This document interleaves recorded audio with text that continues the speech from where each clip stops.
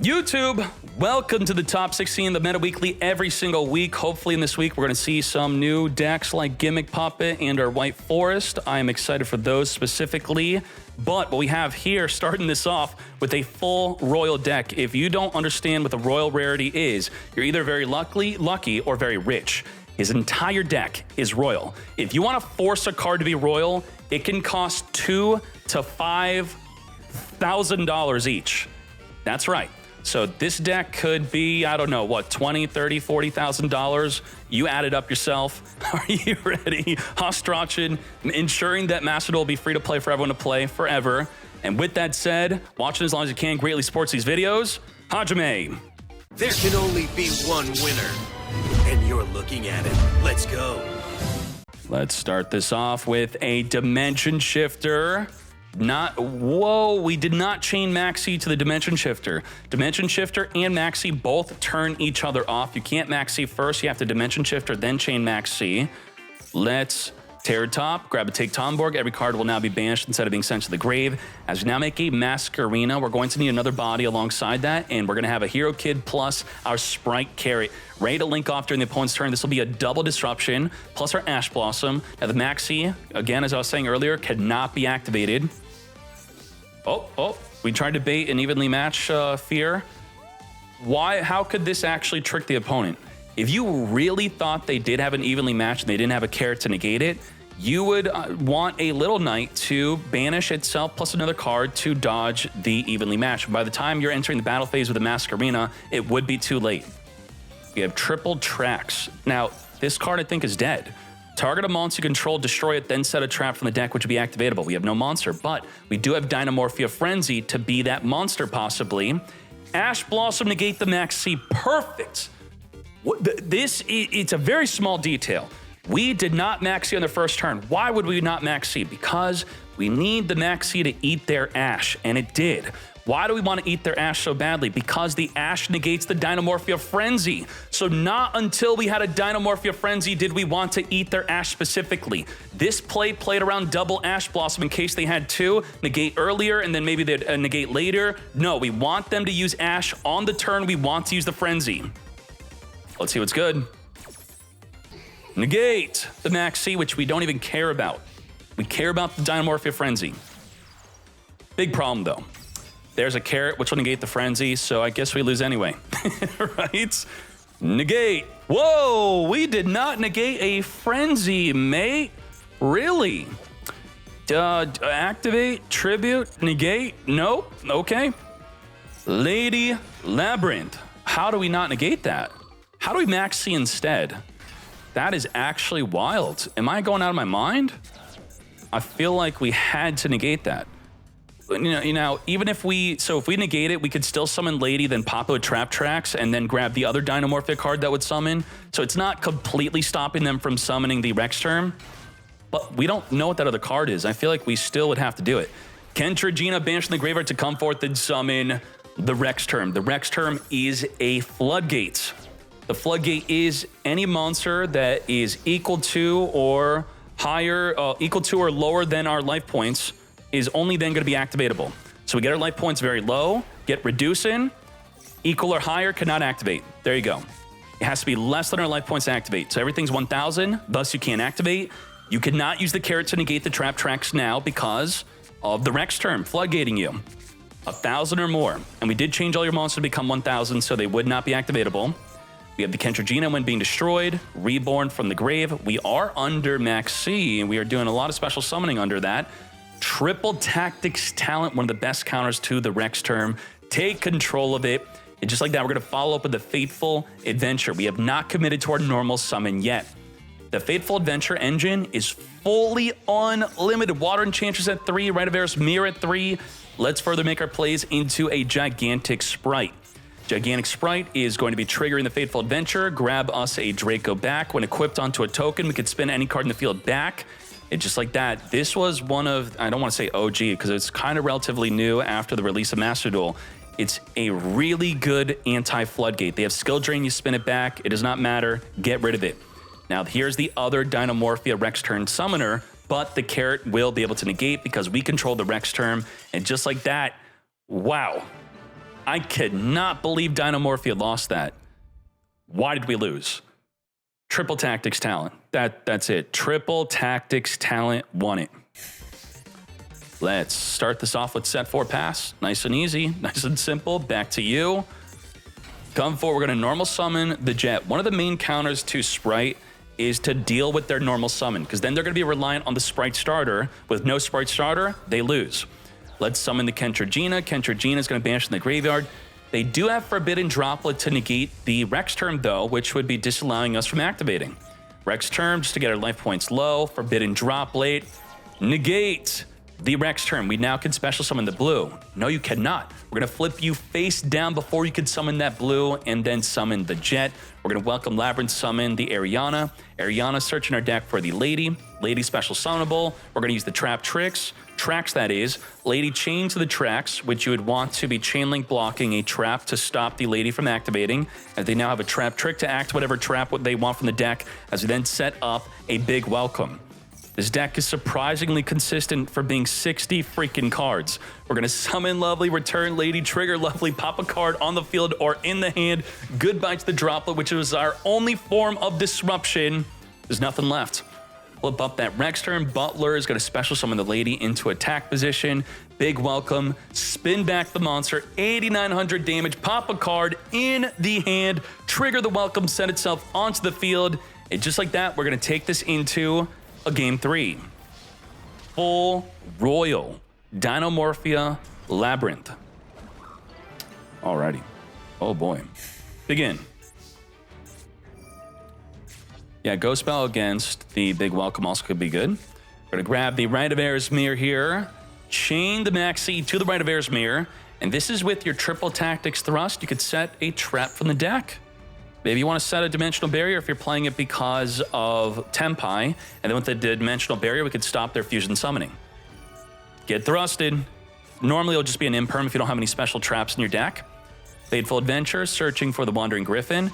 So what do you do under Max Seed? Generally, I would say you hold the Griffin, summon it on the opponent's turn. It's a quick effect to summon. While you're no longer under the effect of Max C, you get out that Omni Negate during their turn. Draco back, equip onto the token, which will protect it from destruction, and that's exactly what we're setting up.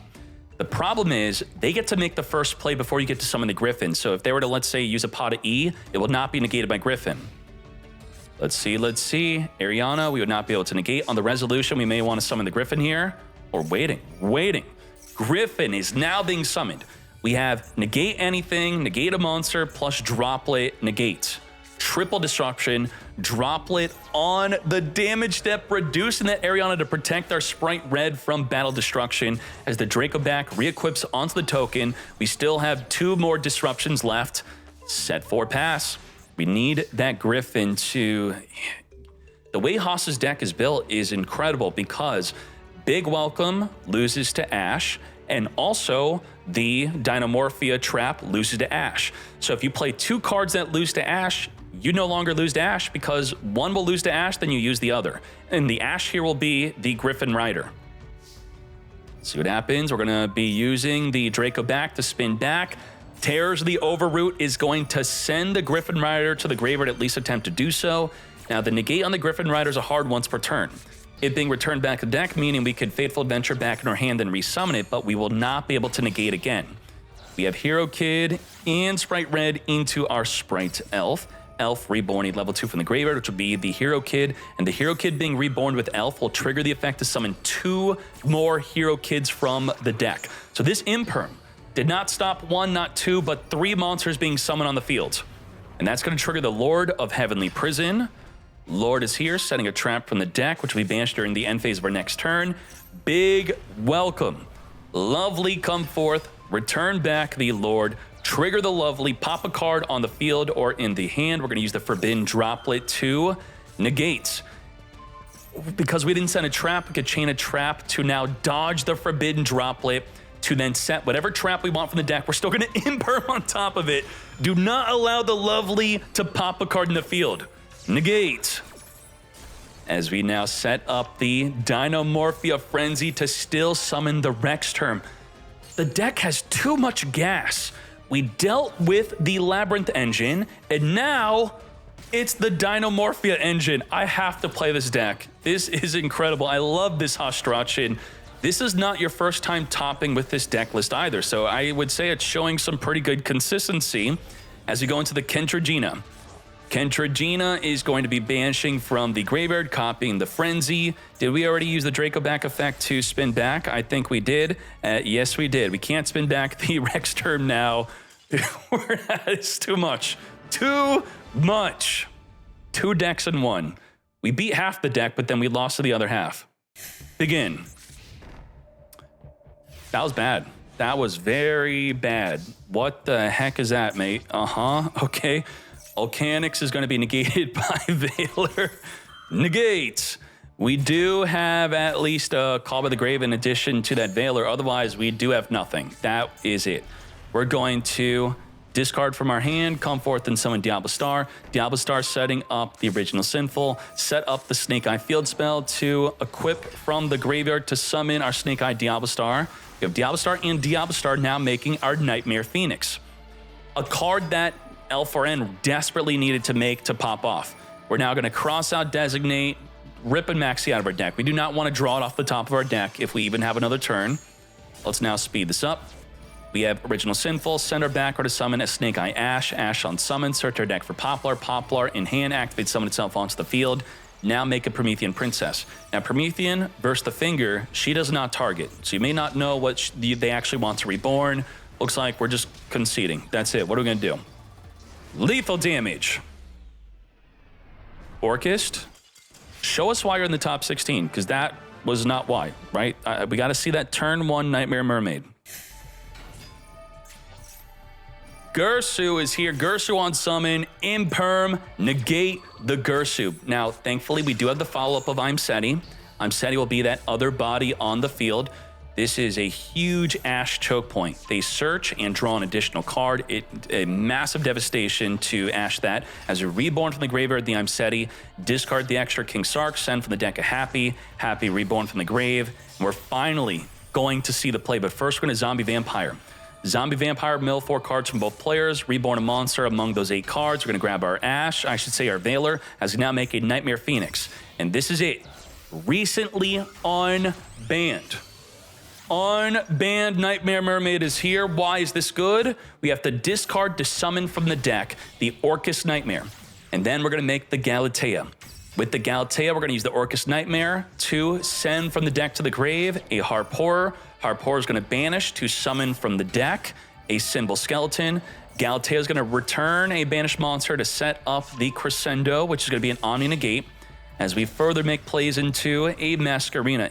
This is it? Really? No. Symbol Skeleton, reborn from the graveyard, the Gursu. That's it. Do you have Apollo at least? Apollo? No Apollo. So you have Little Knight. You have 1, 2, 3 disrupt. I was wrong. I thought 5 to 6 disruption. We only ended on 3. We have negate anything, banish again, and then we have Ash Blossom, which is our 4th disruption. Let's see what's good. Is this good enough? Not setting up with the Babel. The Orcust Crescendo instead. Okay. Diablo Star setting up a Wanted Seeker. Quick play, obviously it's not activatable the turn it's set. We're going to Little Knight on summon, banish a card on field or in the grave. Goodbye to the Diablo Star. We have 3 more disruption. Normal Ash, send Ash with the original Sinful. Crescendo negates. No original Sinful for you. This card just got banned in the TCG. Negate and banish also. That is insane.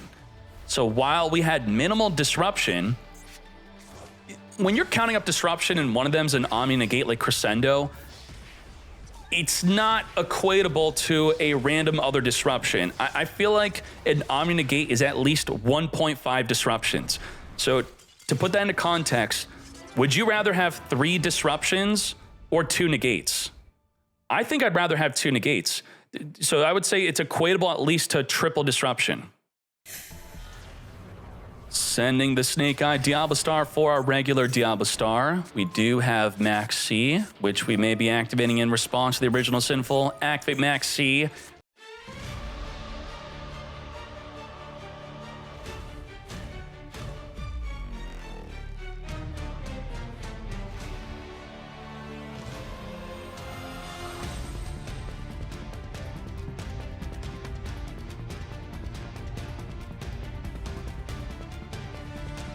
we have the ability to negate 3 monster effects with the Apollo. The Amble Whale can reborn the Masquerena, and that's going to be through the Kieran. You could screw this up, though. By activating your Promethean Princess early, it's going to turn off the ability to reborn your Masquerena. So we have to Kieran pop the Amble Whale before that happens. And with the Masquerena, that's going to be a Little Knight Banish into a Little Knight Banish. Kieran being destroyed is going to be a pop-up card on the field. And then we're going to have the ability of Promethean Princess, which will be 7. And then we have the Amble Whale. If a Link 3 or lower is destroyed, we can then pop another card. That's 8 disruptions we have. I don't think we can play through 8, mate. Let's find out. Let's go. 9 if we can gain access to the Arvata. Apollo, negate. We're now down to 7 disruption. Negate the activation. You go to battle, big enough to swing over. Flamebird's going to special summon the Poplar. Poplar is going to now be used for a Link Karibo at the start of the damage step. A lot of people make this mistake of they declare an attack, then you summon Link Karibo from the graveyard. That is what you don't do. You got to toggle on for this play, so you could just misclick or not be ready to have it ready. It has to be before the attack. And now the Apollo is protected from the attack. Poplar trigger, equip the Snake-Eyed Diablo Star. Reduce the attack down to 0. Activate the Gurasu. We're going to Apollo negate 6 more disruptions. Just 6. And it's worth noting, the Flamberge turned off the impermanence, by the way. It also turned off potentially using something like an evenly match. So that Flamberge is crazy. Also, if you're playing against Pendulum, dear God help their soul, you want to first turn kill Pendulum by doing this exact play. To first turn kill Pendulum, you Zombie Vampire, then you Flamberge any of their cards into their Pendulum scale, and they lose. We have the Orchestrated Babble, discard, add the field spell from the graveyard, set up the Babble. We're now going to Harp Horror, Bunish, I think we're at 6 disruption. Negate. Now only down to 5 disruption as we attempted to summon a monster from the deck. We're going to Foolish Burial, send from the deck the World Wand, which could summon a banished monster. Sure. Get summoning, we're going to Kieran. So this is because we do not want to trigger Promethean Princess early. That's the mistake. Now, we're going to trigger the Garunix, trigger the Amble Whale, reborn the Masquerena here. Masquerena is going to be able to go into that double play. As we reborn the Garunix, pop from the deck the Arvata. So now, our disruptions went from 5 to 6 because the Kieran will reborn the Arvata when being destroyed. Let's see what happens. Reborn the Ponix. As we now make the Galatea, the Orchestrated Babble is turning all Orcus effects into quick effects. We could quickly make all our plays. We're going to return back the banished card, set up the Orchestrated Return, which is a YOLO draw 2. So we're going to banish it with a Little Knight. Masquerena, Little Knight on summon, banish that draw 2. I don't think so. As we now have 5 disruptions left, or we just banish a card you'd want to send, right? You could send Galatea to draw 2. With 5 disruptions left, we take game number 3. Wow. Wow, wow, wow. We have the battle of the X Tier 1 decks. Yubel has been dethroned due to Tenpai being too good. We have Snake-Eye Fire King versus Yubel. Let's see how good they are. Now, does this mean that Snake-Eye Fire King definitely beats Yubel? I'd say Snake-Eye Fire King is up here due to having a good matchup against Tenpai Dragon.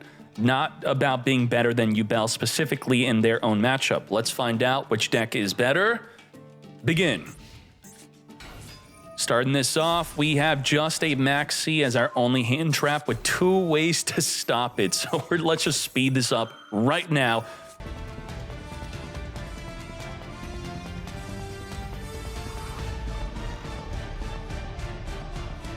We have negate an interaction with the deck. We do have Arvata negate a monster. We have Amble Whale reborn from the graveyard. No Masquerena, so that's not a disruption. But we have Amble Whale pop a card on the field. We have Promethean Princess pop on special summon. And then we have Garunix pop a Kieran to then pop a card in the field. That's 5 disruptions plus a Call to the Grave. Let's go. Onyx add back. Sure, the very first thing we have to do is Piri Resmack at the start of the main phase. We're going to grab a Yubel Terror Incarnate to hard summon a Phantom of Yubel. Now, we're going to Spirit Gates. The D-Lotus was engraved thanks to the Zombie Vampire, by the way. We're going to Dark Beckoning Beast into another opening of the Spirit Gates, additionally summoning our D-Lotus. D-Lotus jumping off the field into an Ash Blossom negate. We could Phantom of Yubel negate the negate, but then the Arvata can negate the negate, negating the negate.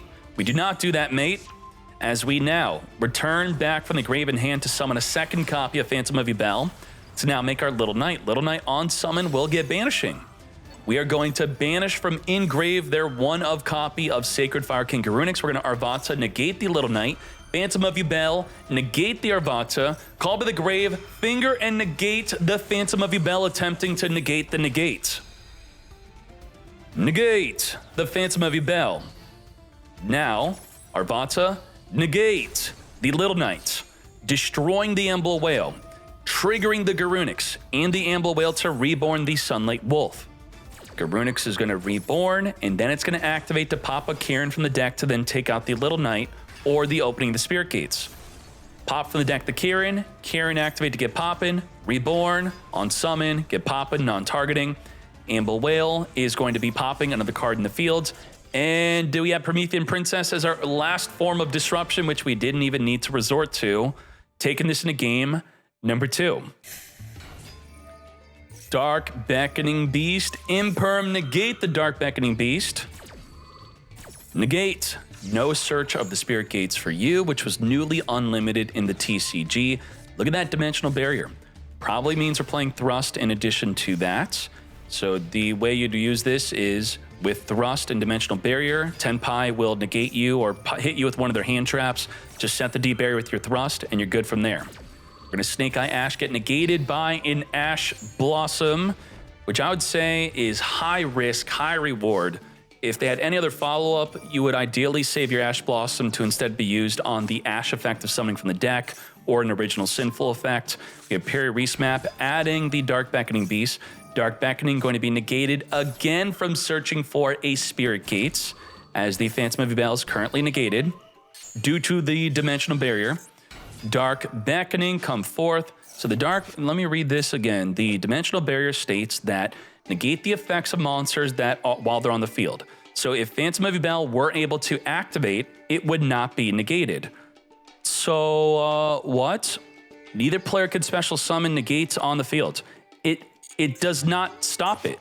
It literally would be used. It would be usable, right? Am I correct in this? Phantom of Yubel is not negated.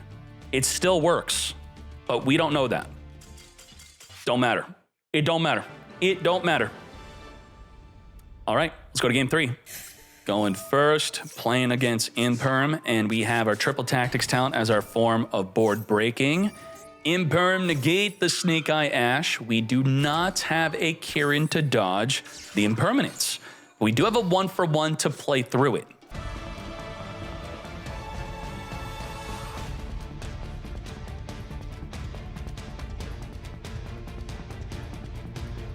I do agree. I've been hearing a lot of people complain about hand traps, and I've said this a lot on stream.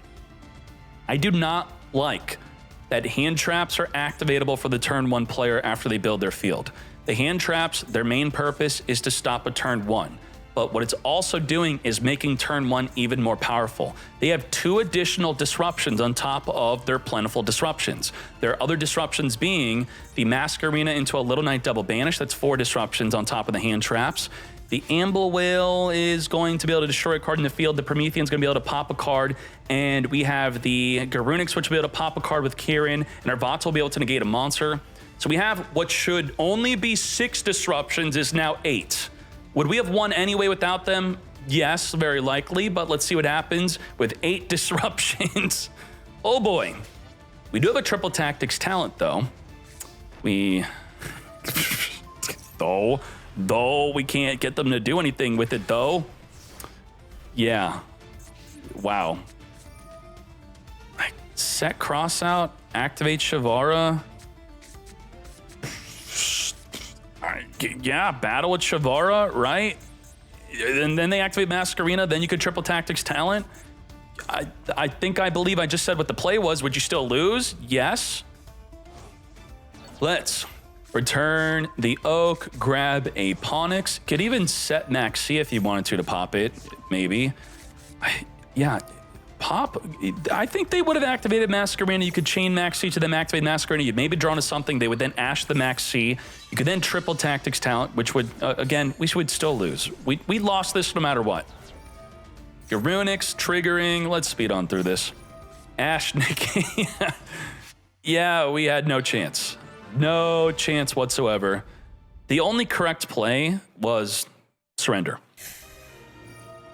Upstart Goblin into, so we're playing possibly a 37 card deck with 3 Upstart Goblins to make it 37.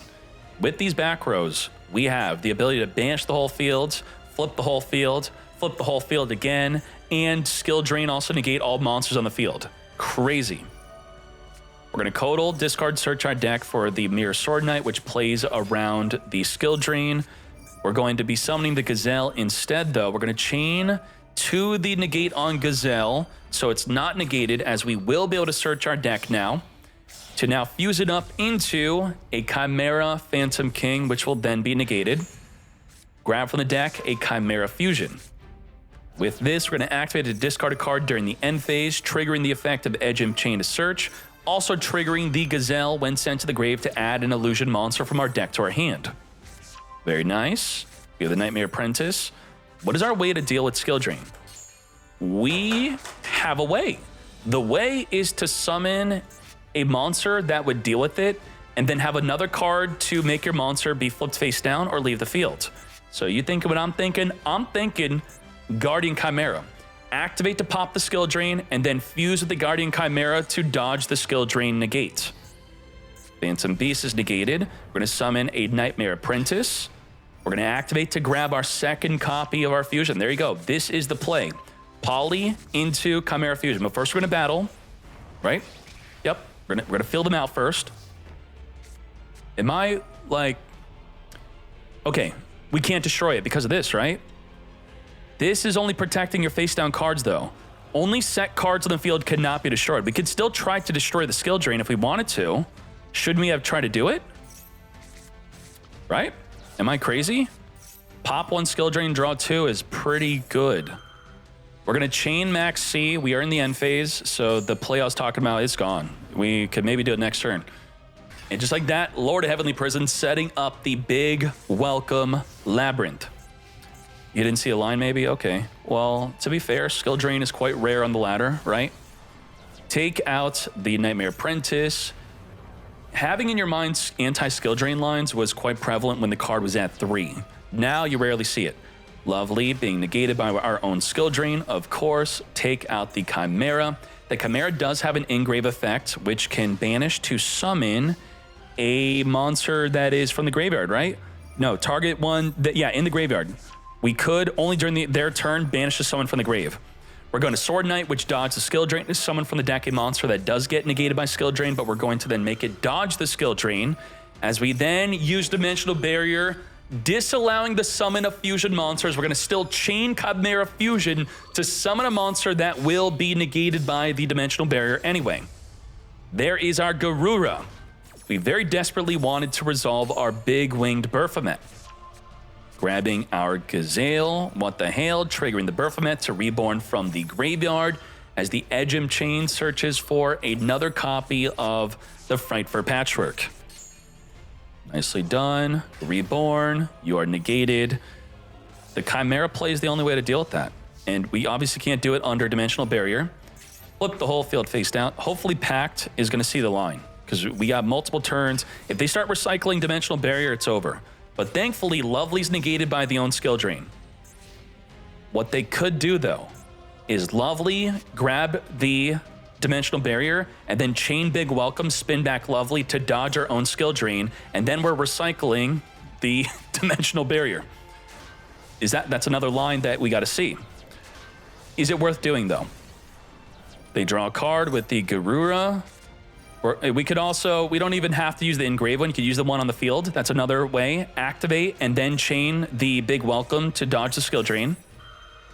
Max C to the Big Welcome. Looks like we're using it instead for battle damage instead of recycling. Unless we really wanted to recycle our Lord of Heavenly Prison. Maybe we really want to do that. Sure. Now you gotta be thinking, when can we use the simultaneous equation cannons? With this many cards on the field and in hand of both players, you generally are going to need a really big body on the opponent's side of the field. It's got to be a huge one. Come forth. I don't think level 5 is big enough. It's got to be bigger. I think we're summoning that bigger monster right now. I think we can equation cannon. So let's try to solve the equation. We have 1, 2, 3, 4, 5, 6, 7, 8, 9, 10, 11. And it's a 9. So 11 and 9. A 4, and a 5. That's too much. A 3, and a 6. What is that? That's 9. That's 12. We would need one more. Shoot. I don't think we have it. 3, 3, 6. If you get another body on the field or into the hand, then you got it. Now we'd have it, right? Would that be it? I think so. Now it's even more cards. Oh, we're now turning this into Little Knight. Little Knight is here. Activate to banish the skill drain. Chain Chimera Fusion. Just like that, we did it. Yup, there. That's doing it. We doing it. We're gonna also Little Knight chain banish ourselves, even though we're negated. That's not gonna work, but the Little Knight will be gone. We're gonna dodge the skill drain thanks to your big welcome. And let's get fusing into our Baphomet. Do we have the simultaneous equation now? 1, 2, 3, 4, 5, 6, 7, 8. It's now gonna be 7. Mirror Sword Knight negating the lovely Labyrinth from its activation. Does it also destroy? Just negate the effect, do not destroy. The Codal does negate and destroy. Send for the deck the Master Tau. Tau's gonna reborn. 1, 2, 3, 4, 5, 6, 7, 8, 9. We did it, bingo, 9. So we have to banish 3 monsters that equal 9, and then we have to return 2 monsters that equal 6 or 7. So let's see how that works. Equal 9, now it's equal 10. It's actually 10. It had to initially be able to equal 9, but now it's gonna be 10. So, stick with me here. Now we have to do 10. 10. That's gonna be a 3, and a 4. So that's 6 plus 4, that's 10. And then 3 plus 4 equals 7. What happens now? Manish, the field. Wipe it. There you go. Yeah, buddy. How you play that card IRL? I don't even know, man. What the hell? Let's get to it. Sword Knight, jump off the field, come forth into level 5 Baphomet.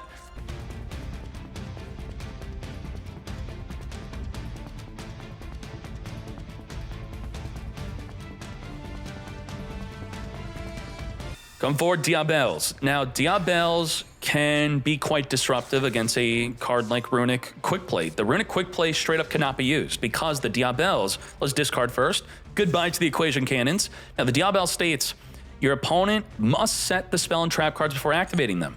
So you set it, then you activate it, but it's a quick play spell, so you can't even activate. You set it, then it just can't activate until next turn. Newly drawn equation cannon. Set 2, we're gonna randomly pop the Dimensional Barrier, Chimera Fusion, pop 2. Holy nuts. Forcing them to set the cards, popping not 1, but popping 3 cards in the backer. We already popped 1.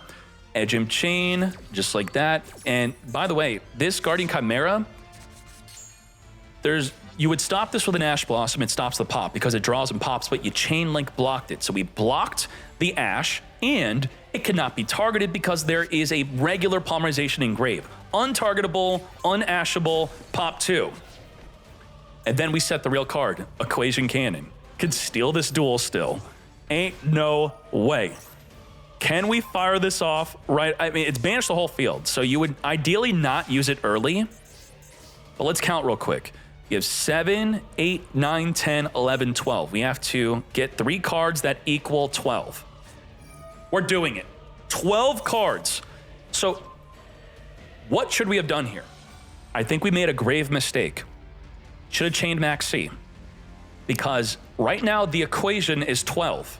And what they did not account for is if you change the equation by discarding Max C. If you discard Max C, now it's 11, and it may either not be legally resolving, or they will not be able to banish your field. So if they ever do this to you, chain Change the amount of cards you control. Chain Fuse, chain Discard, chain Little Knight, change the equation. Which we didn't do, so we lost our whole field. But then we lost anyway. All right, let's go into game 3. Upstart Goblin. Upstart again. Get double upstart in. 5 set. Ain't no way. There can only be one of a card type. Well, a popular card type in Chimera is Illusion. So you can only have one Illusion. We could then flip the whole field face down. We could turn off all your spells from being activatable. We flip up that anti-spell fragrance, that's it. You can't use your Chimera Fusion, you can't Polymerization. We could Solemn Judgment, negate a summon, but not a fusion summon. We can negate the fusion spell. We can negate anything in addition to that. And also we have a Welcome Labyrinth, which is not going to be a form of disruption here. Oh boy, no Called By, no Fright for Patchwork. Gazelle searching for something we can't even activate. Swing for 15. Well, Ash, negate. Solemn Judgment cannot negate a monster effect. This is where the Solemn Strike would have been better. What else we have here? And we now have no bodies. We just have Disruption and no bodies. We really needed that Welcome Labyrinth. The Lady Labyrinth is only summonable if a normal trap or Labyrinth card is activated. So we have to Daruma. Daruma is the only way to get that Lady out. But we don't want to Daruma for no reason. We need a good reason to Daruma and additionally get that Lady. We got the Sword Knight, Battle. I guess this is a good enough reason, huh? We're going to newly summon. Whatever we summon will not even trigger its effect. It's going to be flipped face down. This activates on summon, but now it don't activate. And we can now summon our Lady within the end phase at least. See, as I was saying, cannot negate the fusion summon. You can negate the fusion spell. Negate. Half of our life points now drop down to 3250. We have anti-spell fragrance plus there could be only one of a monster type on the field. Setting that poly is scary. Next turn, it's coming. We have the Equation Cannon. To battle we go, take out the Baphomet, sure. And the Equation Cannon requires a face-up monster to be on the field. What is good? Flip up the Polymerization. This is a Guardian Chimera. Pop 1, draw 2. We can't even stop this. And it's non-target. So you have to fear that our Equation Cannon is going to get popped randomly, possibly. Do we flip it up now? Do we try to banish the untargetable Guardian Chimera? Edgem Chain is searching. Baphomet is reborning. Searching. 2 search and 1 reborn. And also draw 2, pop 1. We're praying. We're praying. Don't hit the Equation Cannon. Please. Don't do it. Don't do it. This is it. We're going to draw 2, then pop. We're going for a Floodgate. Oh my Jesus, we hit the Equation Cannon. We held it for too long. If we flip up, there could only be one. There is 1 Illusion, 2 Illusion, and 1 Beast. So 1 Beast, 1 Illusion. The Guardian Chimera is big enough to take out the Lady. Wow. Wow, wow, wow. Randomly taking out the set equation. That wasn't newly set from Lady. We didn't know it was there. Just like that, we are now super screwed. Abomod. Oh my goodness. Off the top of the deck, we have our Welcome Labyrinth. The anti-spell fragrance is not putting in enough work. We're making all our plays a turn late, and it's just as effective. As we Welcome Labyrinth, get negated by the Ash. Rip to Labyrinth. I really wanted to see more of Abomod cook with the deck because Abomod was playing the Runic engine, right? Wait, just 1 Huggin. 1 Huggin. Are you, how many Runic cards are you playing the Runic Field Spell maybe? Maybe you're not even. So the whole thought of you playing Huggin to discard transaction rollback just may be incorrect. Just like that, 2 and 1. Let's keep on going. So we have no disruption whatsoever. Let's speed up their turn 1 play.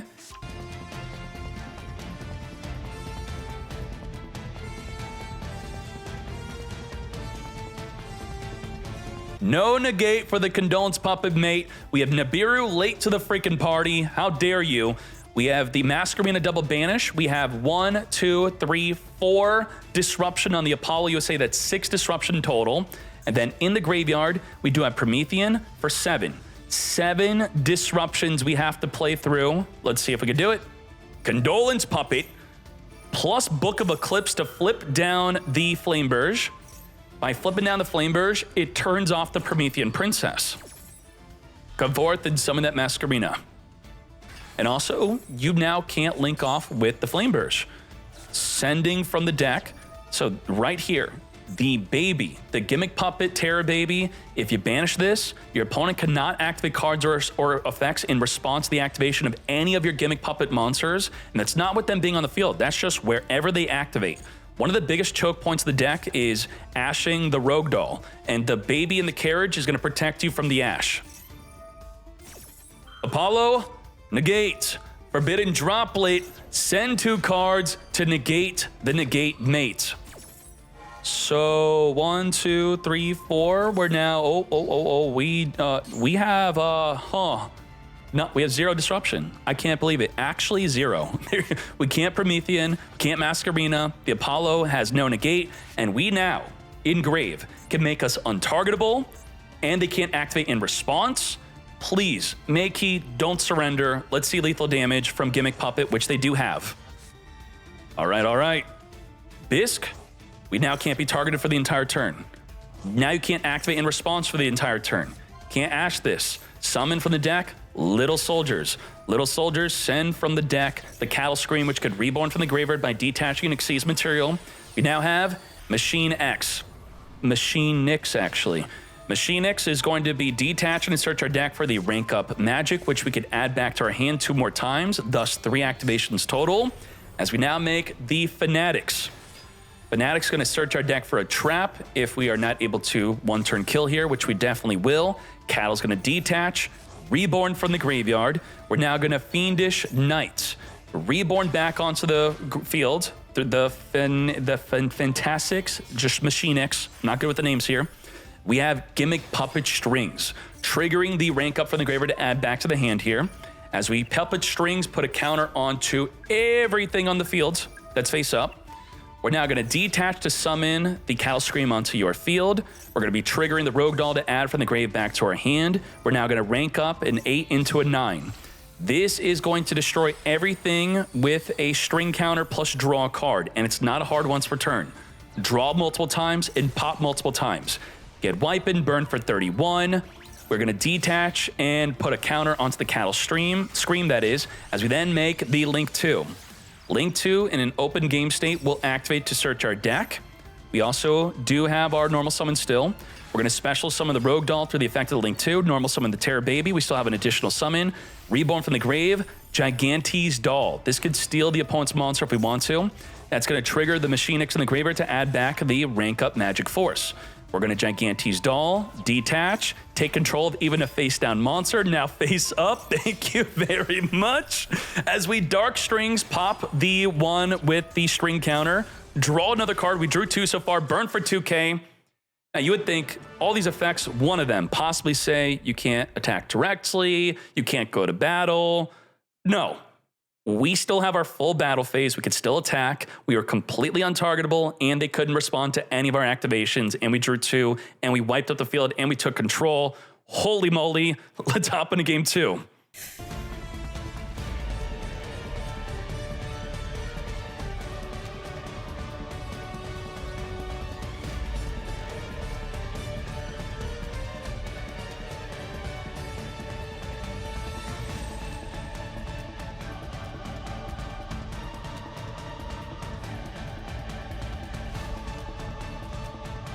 Oh boy, this is a Baron de Floor. Yes, it is. Baron de Floor, Omni Negate, plus 2 Monster Negate, plus the Masquerena Double Banish, plus the Promethean Princess. We're at 6 disruptions with one of them being an Omni Negate.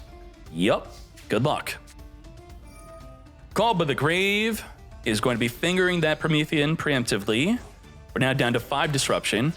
We're going to normal summon the Terror Baby with nothing to reborn, so we're screwed. We're going to chain Maxi as the Apollo then negates the Maxi, as we then chain Forbidden Droplet to negate the Apollo, I'm assuming, as we did this all in response to the Flameburst trying to reborn the Masquerena. All of the negates on the Apollo are now gone, including the initial one. We still have Baron de Floor into Little Knight Double Banish, triple disruption on top of all that. Did Gimmick Puppet have any plays there? We didn't. Even if there were 0 disruption, we had a dead hand. All right? Little Soldier, send from the deck the Rogue Doll. We're going to imperm negate, not the send, but the level boost. We're now not going to be level 8. Triple Tactics talent is not activatable. The Rogue Doll will trigger to not reborn, but add back from the grave to our hand. Rogue Doll is going to send summon from the deck. Now, this is a huge choke point. Ash on Rogue Doll is massive. To play around this, you try to get the baby carriage to banish it to then protect you from the Ash. We do have Triple Tactics talent. We're going to take a look at that hand, get that Poplar out of here. Just set pass. First turn kill, stopped by the Ash and Impermanence. Now, you may be thinking, oh, what if he had the Field Spell? Even with Field Spell, the Rogue Doll still gets negated by Ash, and even with the Field Spell, the monster on field still gets negated by Impermanence. The Field Spell does not protect you from either of these cards unless you're trying to Ash the monster on field. Bro, this is like limited to 1 off the top of the deck. What the? Droplet, send to negate. Now, thankfully, you top decking that has been equalized with our droplet negates as we then set up with the Divine Temple to grab a Snake Eye Diablo Star, which will equip a card from the graveyard to summon itself from the back row as we now make a Link Rebo. We would ideally make a Dark to reborn from their graveyard since there's no fires. Do we play Dark? We have Little Knight instead. Little Knight on summon, get banishing, goodbye to the Book of Eclipse. And what are our disruptions? Ooh, this is big plays, huge plays.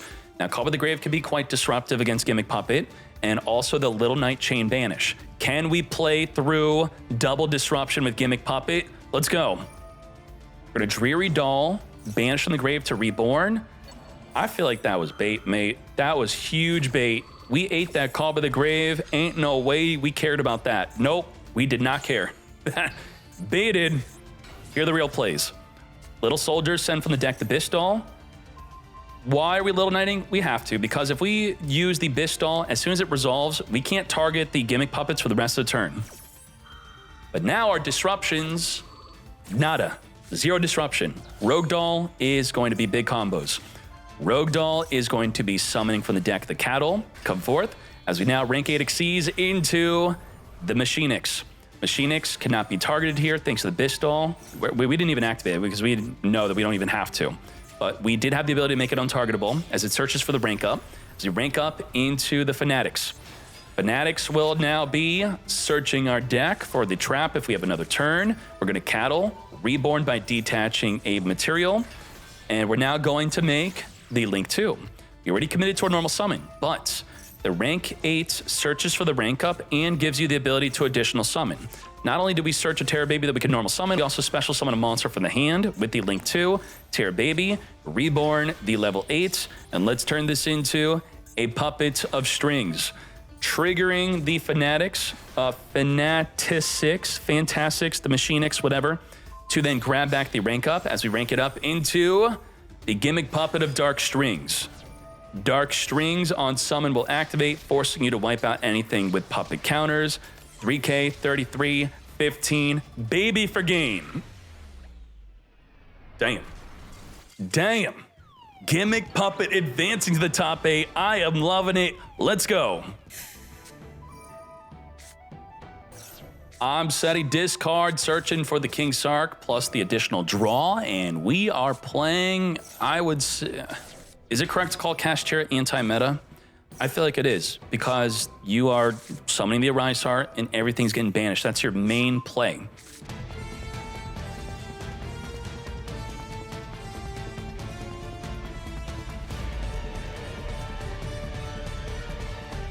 Keep on committing. Make that super juicy field you think you're safe from being Nibiru'd on. And now we Nibiru. Now we negate the Nibiru. And then we negate the negating Nibiru, mate. Negate. Say goodbye to your entire field. Your entire field of a monster negate, a banish, and banish anything, and all cards sent to the grave are banished instead. Nibiru is here. at a whopping 13,600 defense. Absolute insanity. Holy moly, that's huge. Pot of E, randomly mess up our extra deck to draw 2, at least attempt to do so, as the Pot of E is now negated. The Arius with the Ice Prison and Daruma, I don't think that's going to be that powerful here. Possibly, maybe. There's, okay, Psychic. We want to steal a monster from their graveyard that's the same type of a monster on their field. They're going to Fenrir, search for Unicorn here. Birth, additional summon the Unicorn. We're going to Daruma Cannon, flip it all face down, and delete the token. That was actually great. We're now going to be discarding to send an Imseti reborn from the grave. Non-target, send a Nibiru to the grave. Still have the prison. Is there a spellcaster in the grave to deal with the Imseti? I do not think so. We need a spellcaster to reborn. Big Welcome Labyrinth. Perfect. Set it off the top of the deck. Activatable right away. We're going to summon Ariana, then return Ariana, to then summon Ariana, to then search our deck for a regular Welcome Labyrinth. And we do have the power of the Big Welcome Engrave to be a form of disruption. We have double disruption. We have triple disruption. We could summon a Lovely, spin back a monster, which is 1 disruption, trigger Lovely to pop a card, and we could Ice Dragon Prison to banish another card. So triple, can we play through it? The problem is with disruption is the horse cards love when you get rid of a card, because then they will start triggering to either add cards back to the hand or send cards on the field to the grave. We're going to be using the Dark Arms, getting rid of the Ice Dragon Prison. We're going to Dark Arm, deal with the Ariana. We're going to be triggering the Theosis. Yeah, I mean, I guess even with our plays, we're not feeling too good.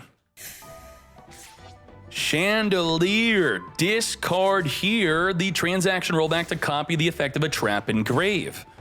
We got Welcome, Big Welcome, double Daruma. So with the power of the transaction, you get to use a hard once per turn card like Big Welcome that summons from the deck more than once, double summon.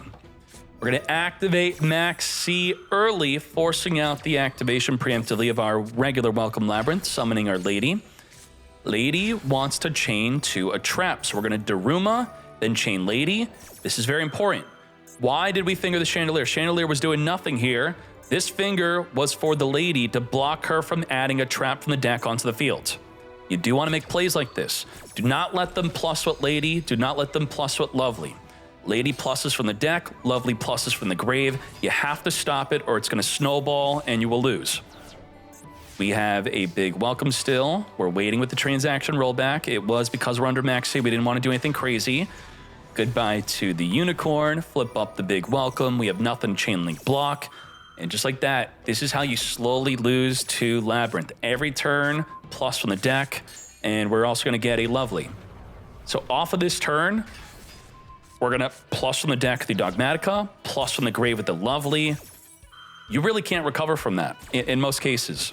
You got to stop this before it happens. Now we have the Welcome triggering, also plussing itself in the graveyard. The furniture cards plussing, the regular Welcome Labyrinth plussing. We're using the Big Welcome, resummon the Lady. Ain't no way.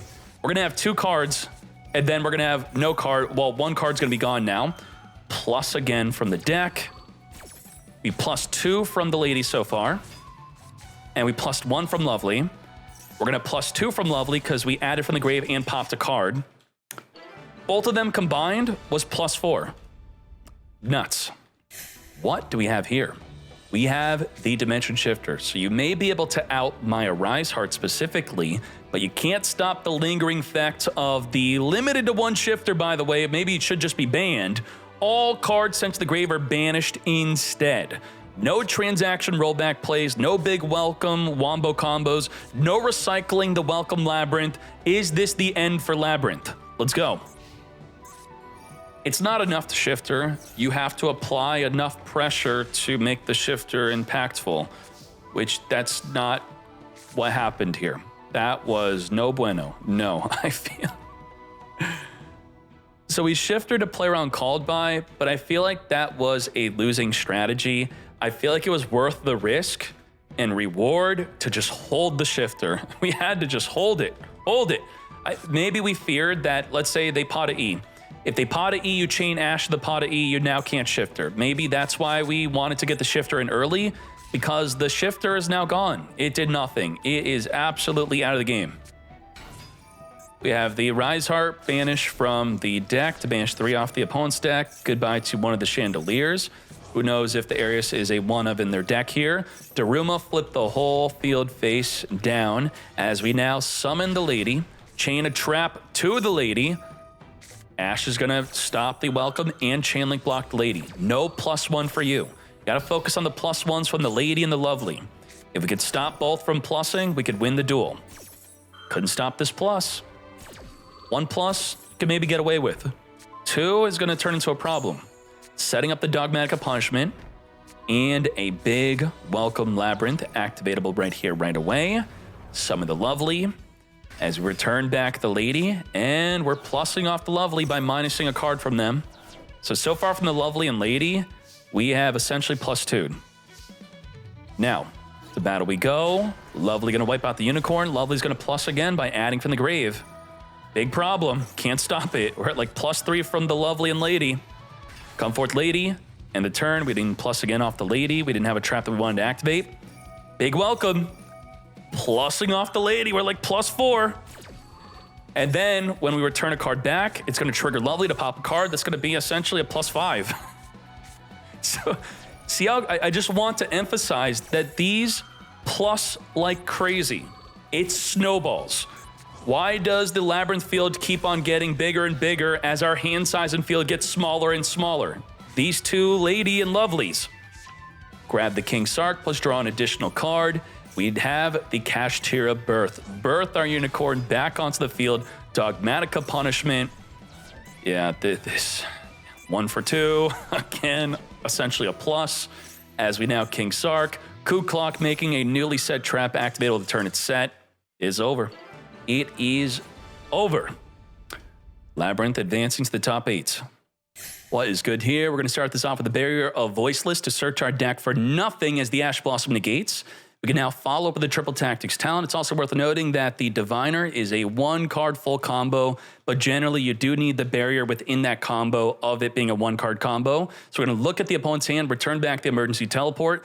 Diviner on summon, send from the deck a Triass. Triass will tribute Diviner to summon, and then Diviner will trigger the effect to summon from the deck a low.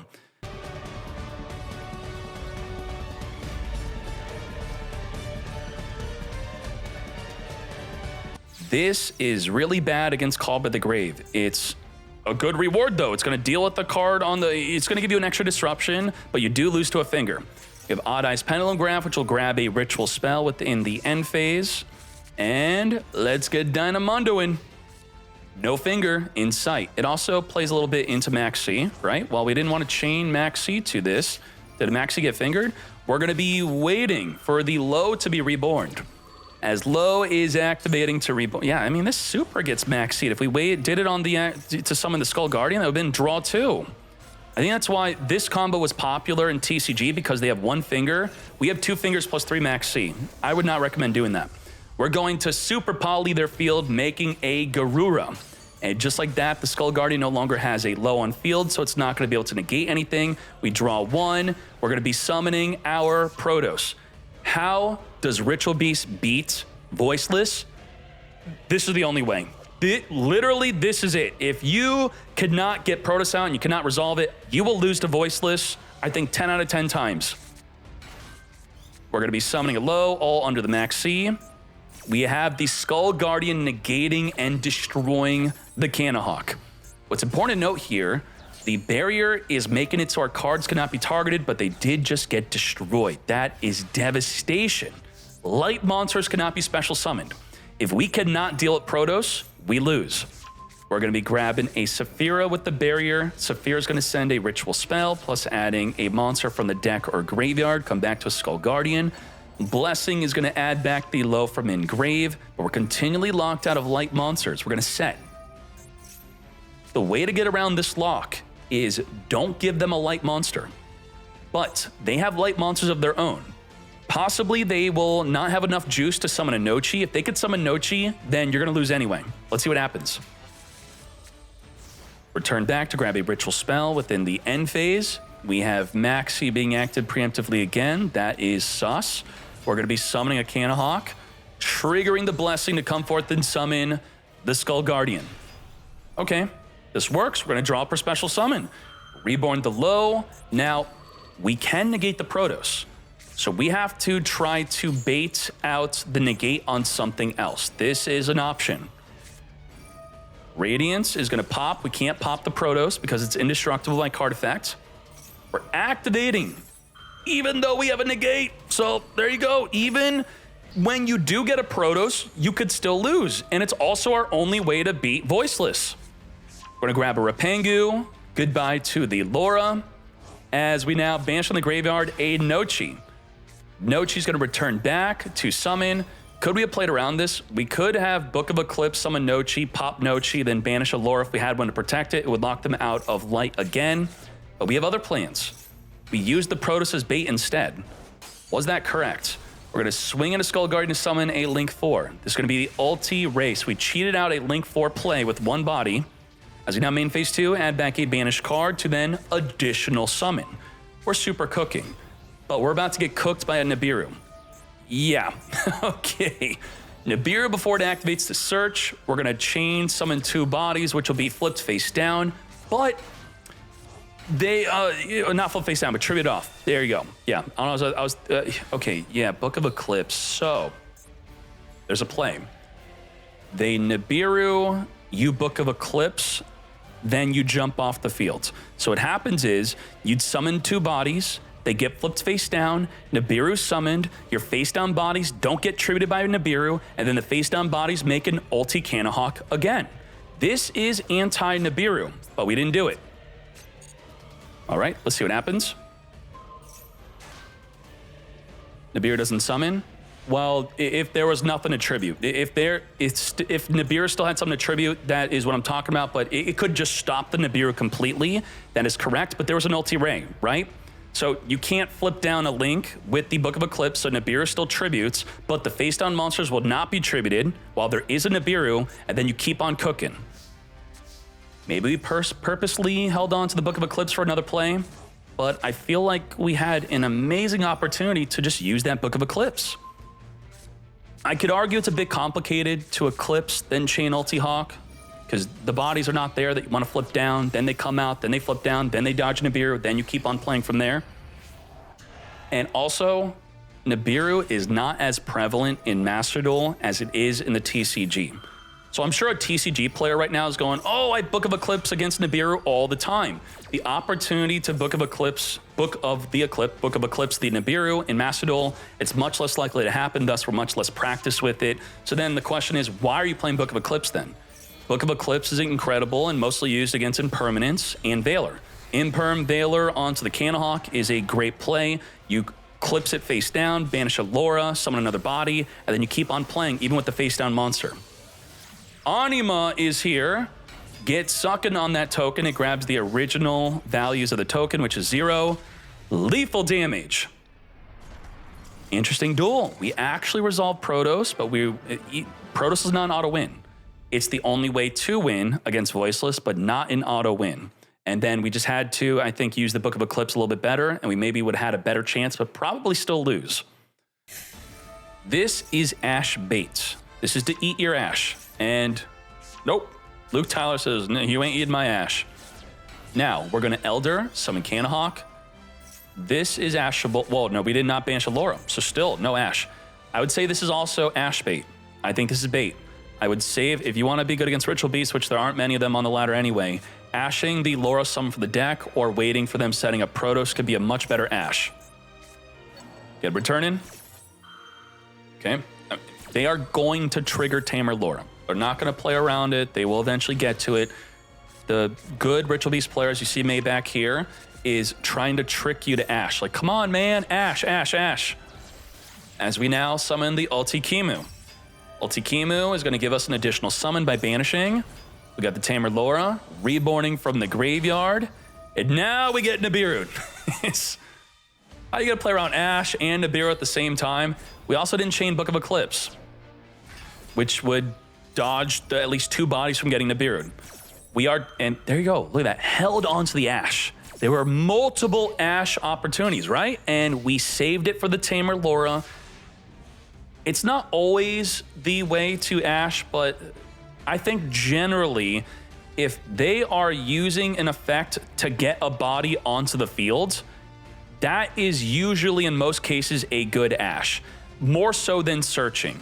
I think if we put all the effects together, if it's an effect to search, don't Ashe. If it's an effect to actually get a body onto the field, Ashe it. What does Brand Infusion do? It gets a body on the field. I'm going to Ashe it. What did Tamer Laura do? Gets a body on the field. I'll Ashe it. What does Ulti Canahawk do? It doesn't get a body in the field. It searches, so I don't Ashe it. Now, that's not a definitive rule, but if you don't know, you could fall back to that. Preparation of rites. Grabbing the ritual spell plus our Sarvis, which will protect us from being targeted. We have Prayers of the Voiceless, using the Nibiru to come forth and summon our Skull Guardian.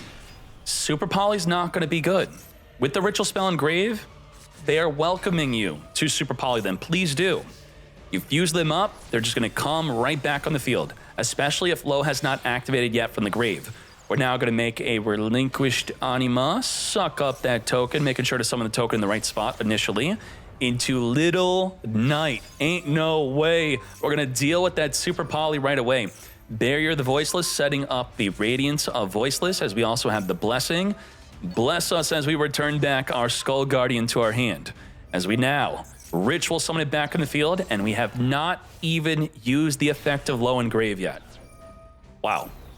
This does not look like much, but this was masterfully played. Perfect. Perfectly into Little Knight, into getting Skull Guardian back in the field. We're going to Book of Eclipse, try to flip the field face down. We're going to Skull Guardian, negate. And with that, we do have the Radiance, which could pop a card on the field. Get ready to get popping. We're going to pop that right here, right now. We're going to jump off the field. Now, if we had a Tamer Lore and Grave, we could have protected ourselves from being popped, but also jumping off to summon a banished monster is another good play. I think we got tricked. Did we thought we were getting popped? No, we didn't use the effect to pop. The effect to pop targets. Your card did not get targeted. Target cards your opponent controls up to the number of light rituals and then pop. Instead, we have another disruption, and on top of the Little Knight, that is. Little Knight chain banish the Canahawk. And both the Sarvis non-ritual and the Little Knight must be the direct activation to the card effect, which we can now Sarvis. So Little Knight chained directly to you, Sarvis directly chained to you. What are we summoning? This kills Ritual Beast. What happens is you normally cannot negate a fusion summon because they polymerize, it's summoned, Sarvis does nothing, trash. But a contact fusion, if they fuse into a Phantom of Yubel, if they fuse into a Canahawk, this negates the entire summon. They can't chain Canahawk, jump off the field. No, it stops the entire summon. We're gonna crash into the Skull Guardian. Winda, can this be negated? No, you cannot negate this summon. We're gonna add back a banished card to then have the ability to additional summon. Laura, Reborn, can this be negated? Nope. We're going to return back, special summon 2, can this be negated? Nope. We're going to use the Inheritance, change the battle position. Can this be negated? Yup. We negate and banish mate. Damn. Now, what do we have here? We have the Ulti Ray with the ability to, neither player contribute cards to activate is not going to be so relevant. It is great against a deck like Yubel though. The Phantom of Yubel tributes to activate, D-Lotus activates by tributing, completely turns that off. But what we care about here is during the opponent's turn, target a Ritual Beast card, which could be our spell or monster, to banish any card on the field. But we can't target the Skull Guardian because of the barrier. And the barrier is not just protecting your voiceless voice cards, it's protecting all of your light monsters. The Little Knight is not light. And the Ulti Ray does not have to target a monster, it can target a back row. Getting rid of Blessing, muy bueno, sugoi, that is correct. That's good. They play one Blessing. The Blessing continually recycles banished cards and from the grave, and also triggers ritual summons, and makes the ritual summon indestructible by battle. It's a crazy card. We are now going to summon double Skull Guardian, double 4100 attack. Ain't no way.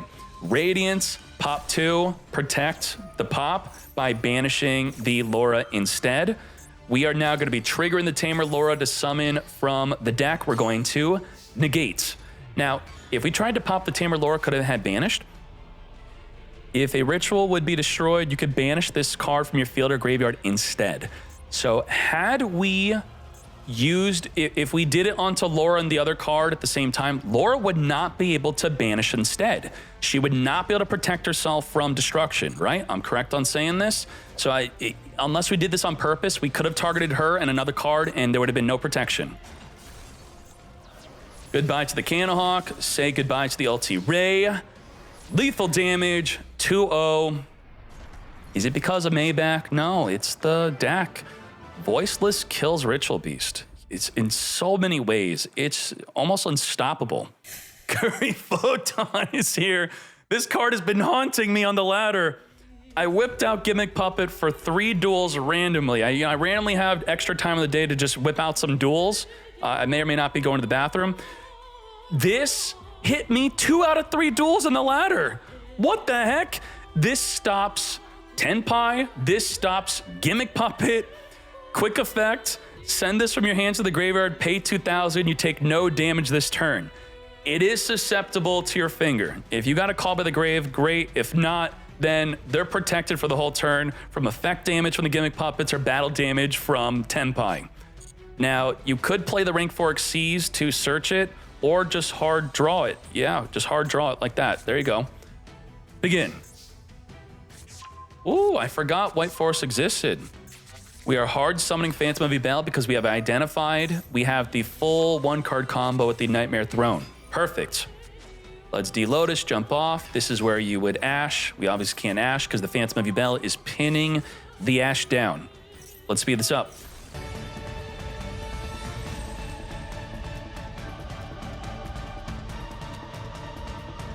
The Soul of Rage has 3 disruptions tied to it. It could be good to try to target it in some way, but it's untargetable thanks to the Spright Elf. That's quite disruptive.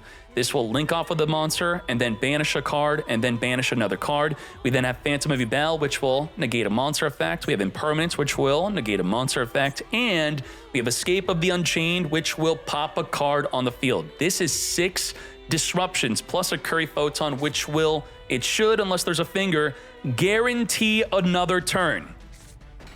Pair up the Curry Photon with a Max C, trick them into the Max C challenge to whip out the Photon. That could be funny. We're going to a Stellar, trying to summon for the deck, and the Phantom of Yubel says, no, you will not do that. Negate. By popping a Yubel instead. Spirit Yubel, summon a Yubel. Woes of the White Forest will set itself onto the field to be used next turn. Sure. With our 5 disruption, what is our play? We're going to Escape of the Unchained. Pop the Soul of Rage. We're going to use, instead of losing the card with the Escape of Unchained, what's going to happen is if Escape does not have one of the cards on the field still there, it pops nothing. So the Soul of Rage will remain on the field as the droplet is sending the Toy Soldier to the graveyard to negate. Negate the Soul of Rage and the Spright Elf. Double negated, no pop. Now, we ideally wanted it popped because if it were popped, it would reborn back on the field through the effect of Yama. So those 3 disruptions I talked about being tied specifically to the Soul of Rage, they're now at 0. They're gone, nada, and we lost the escape. So all these disruptions we had, we now just have 1 impermanence. That's it. Toy Soldier, negate, now down to 0 mate. This is why, let's say you're a new player or unfamiliar with a deck like Yubel, if you learn what their deck does, you can make plays that puts all your negating power and thoughts and resources into 1 card that counts as 3 disruptions, while also playing around the Lord of Yama and Grave by understanding how it works. You now completely shut off their turn 1 play. 0 disrupt. Now, this could possibly turn into a disrupt if you make a mistake. The mistake would be to get Soul of Rage into Grave and then cause a destruction or get into the grave by destroying. We do not want to do that. So we still have to very carefully play. As we now Typhon. Unfortunately, it looks like even with us turning off the Soul of Rage and playing around Yama, we probably still lose. Get that out of here. To battle we go. Yep, can't be destroyed. And Yeah, that's it. We got Ash. Let's see what Ash and Droll could do. We're going to summon a D-Lotus.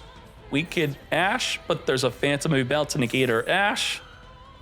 Yeah, we played correctly and still lost. That is Yu-Gi-Oh! Sometimes. You have to look at Yu-Gi-Oh! As 100 to 1,000 duels. What's your win rate after playing correctly in all of them? Playing correctly does not guarantee a win. It just will increase your win rate. Shavar get poppin', trigger the Yubel, trigger the field spell, which could return back our semi-limited Phantom of Yubel back into the extra. Soul of Anguish, which will link off with your monster. We out of here. We now get to go first ourselves, though. See what's good. We are using Sylvie to grab the woes. Droll in Lockbird, are we going to finger that? Yes, we will. Finger that Droll? I don't think so. We did not want to imperm the Sylvie because we wanted that Droll to go through. Do we now regret holding on to the impermanence? Let's find out. Because we now have Rusia special summonable, and so we also have the Elzet.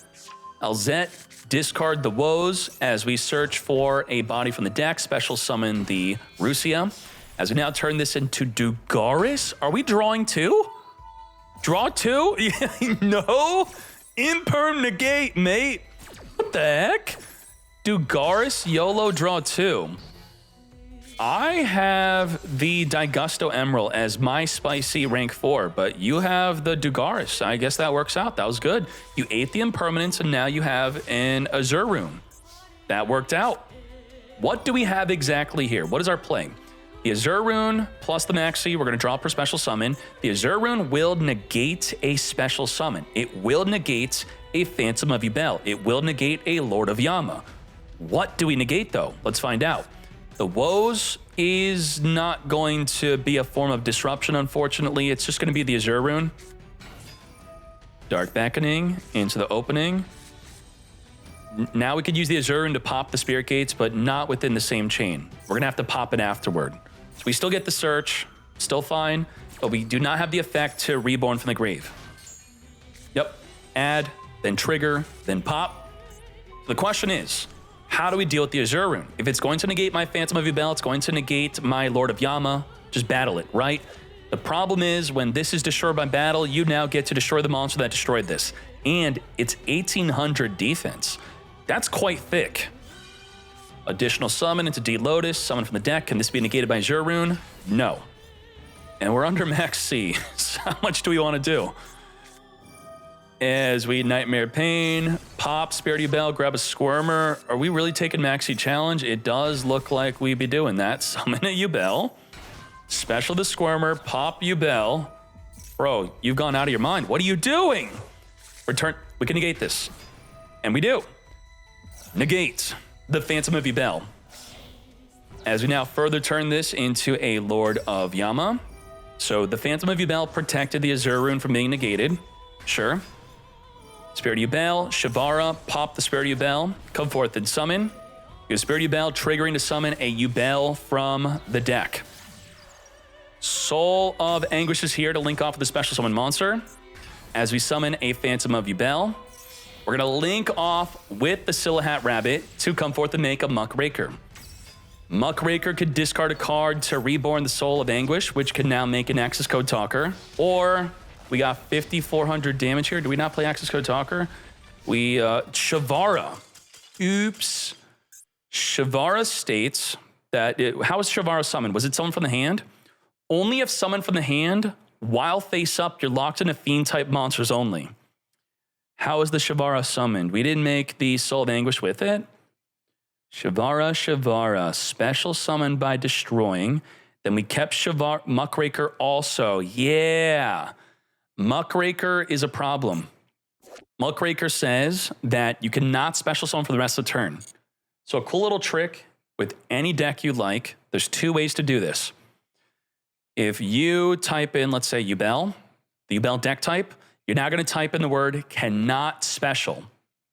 And then if you're on PC, you can control F it. Cannot special, cannot special, cannot special. That's for your opponent. So you could see for Yubel, there's only two cards that lock you out. This is temporary while it's face up on the field and only if it was summoned from the hand through its own effect. This is for the rest of the turn after activating the effect. Now, let's see, for example, White Forest. Does that have any You Cannot specials? Oh, okay, the Chimera. The Chimera is locked out of summoning herself for the rest of the turn. Trudea, you cannot summon Centurion Trudea for the rest of the turn. Oath is the extra deck is locked out as long as the cards face up. So this is a very important tool to learn how to tech multiple cards and how to not make mistakes of your deck.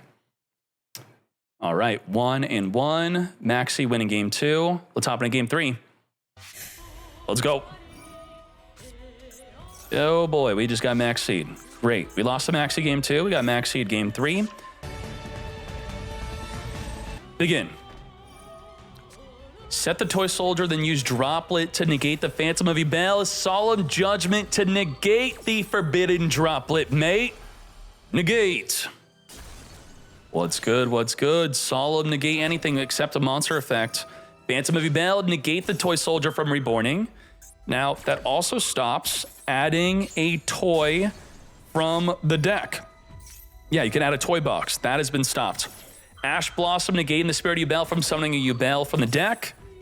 Negate. Now, we have Zerun and Valor as our 2 forms of disruption. Scarlet Witch is F tier. Gee, I'm sorry. Zerun is going to negate an inherent special summon. Phantom of Yubel, negated. Dark Beckoning Beast, we're going to negate. But is that a good negate? The reason why that's generally not a good negate is because you make Almirage, and then you reborn it with Spirit Gates, and then you still have the effect to additional summon the D-Lotus. In this case, we don't have to do that because we already have a Spirit of Yubel in the graveyard. Let's go. Straight to the Spirit of Yubel with our Nightmare Pain. Nightmare Pain, get poppin', Spirit Gates, add back from the graveyard here. As we Pain, pop the Spirit of Yubel, grab a Squirmer, Spirit of Yubel, summon for the deck, a Yubel, activate the Squirmer to special summon, which means you can't use the Azure Rune to negate its summon. Yubel, summon a Terra Incarnate. We are going into an Almirage. We're trying to bait this Azure Rune. This Azure Rune's a problem. Now you have to negate this, right? Maybe you don't, because then they can't attack directly after you negate if you don't negate it. But, you know, we probably do have to get rid of it. Yep, you forced it, negate it, get that out of here. It's not properly summoned, so if we had a way to reborn it, it would not work. Squirmer, banish, reborn. Let's speed on through this. Muckraker, locking you in a fiend only by discarding to reborn. Additional summon with the Dark Beckoning, summon the Phantom of Yubel, Chaos Angel on summon, get banishing. We have 4,500 damage so far. To battle we go. Are we ending with no disruption? 0 disruption, but the Chaos Angel is a towers in a way. Not really, because we didn't use a light monster. Because we use dark, all dark monsters cannot, not dark, but all monsters cannot be destroyed by battle. It don't matter. Toy Box, is that a good top deck? Toy Box, set up toys into the back row, and then you end your turn. Yeah, that's it. There, now, do not take your eyes off the Toy Box. It has a special effect. If you don't pay attention, you're going to get clapped up because the very first line is when the opponent declares an attack, you triggered my Toy Box, you now lose the duel. We're going to send one of our toys to the graveyard to destroy the attacking monster.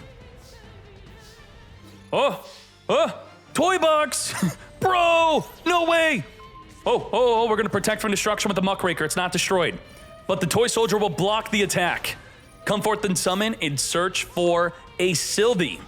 And no way. I thought you said search for a toy. It says if you control a Toy Box, you could search for a level 1 level 4 light monster instead. Now we got some plays on the next turn, possibly. See, you underestimated the Toy Box. Silhat Rabbit, but the Azure Rune was already used, right? Or no, that was the opponent. Oh my goodness. Are we seeing a lot of Silhat gaming here or what? A lot of people are using this. Azure Rune, special summon. Trigger the rabbit, pop the Toy Box. And we now have Sylvie. Sylvie, add from the deck, nothing as it gets negated. And we have no way to get the toy tank in the grave. No way to make use of this Toy Soldier. We're in trouble. Let's see what's happening. Off the top of the deck, we have our Dark Beckoning Beast, Spirit Gate, discard Nightmare Pain, Reborn from the graveyard, the Yubel, and now we could recycle back that discarded Nightmare Pain since we control level 10. Nightmare Pain, pop the Yubel, grab a Squirmer, trigger the effect of Yubel, summon a Terran Incarnate. We're gonna now, you gotta remember, what does Yubel do? It reflects damage. At 2,500 health, we just need 2 Yubels for game. That's it. Double reflect. Banish Squirmer, summon Yubel, summon the Soul of Anguish, link off with their monster into an access code talker. Access the codes, boost. Wait, isn't this a bad idea? They trigger. Oh, we know that's a toy. We don't know that's a toy. We don't know what that is. It's a hidden card. Gotcha. We fell for the toy. On summon, add a toy box from the, I mean, that wasn't that great. Let's take out that toy soldier. Lethal damage. 2-1 victory. Nicely done from both players. Thank you very much. Let's go, let's go. Thank you, YouTube, for watching the top 16 as we then advance into the top 8 with Gimmick Puppet. First turn kill against Labyrinth. Don't miss it. I'll see you there. Alongside that will be the grand finale and all the top deck lists. Let's go.